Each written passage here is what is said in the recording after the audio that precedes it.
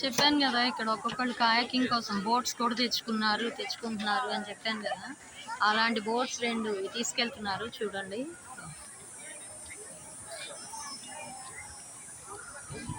అలా తీసి డంప్ చేసి వాటర్లో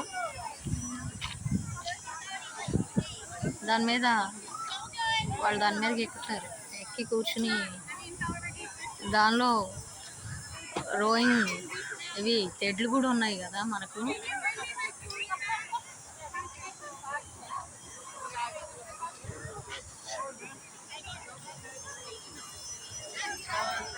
ఇక్కడ చూడండి, చిన్న బాబుని ఎక్కించారు.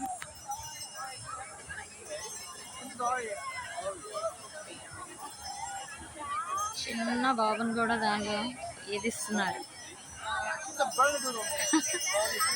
అసలు ఇక్కడ ఈ ఎండ వేడికి ఈ వాటర్ దగ్గర అందరు ఎంత బాగా ఎంజాయ్ చేస్తున్నారంటే సూపర్ ఎంజాయ్మెంట్. చిన్న పిల్లల్ని కూడా తెచ్చుకుని ఎవరు భయం కూడా లేకుండా బాగానే.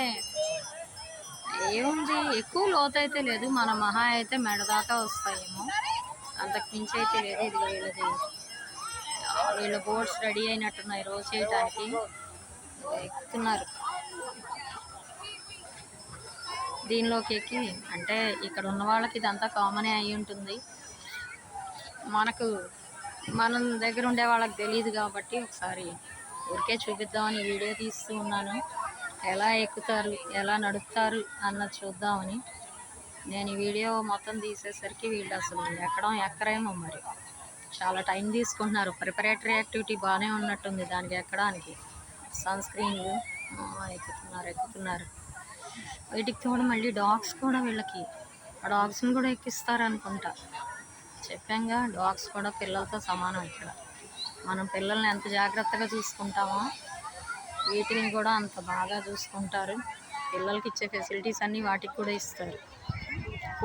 డబ్బులతో కొనుక్కోవడం ఒక ఎత్తు అయితే, వాటి మెయింటెనెన్స్, వాటి ఫుడ్ కానీ, వాటి బెడ్ కానీ, వాటి కోసం స్పెషల్ బెడ్స్, క్రిబ్స్, వాటిని ఉంచడానికి ఇంట్లో. ఇంత పెద్దవాటిని అయిన తర్వాత అయితే వాటికి చెప్పడానికి ఈజీనేమో, కానీ చిన్నగా ఉన్నప్పుడు వాటిని ట్రైన్ చేయటం కష్టం కదా.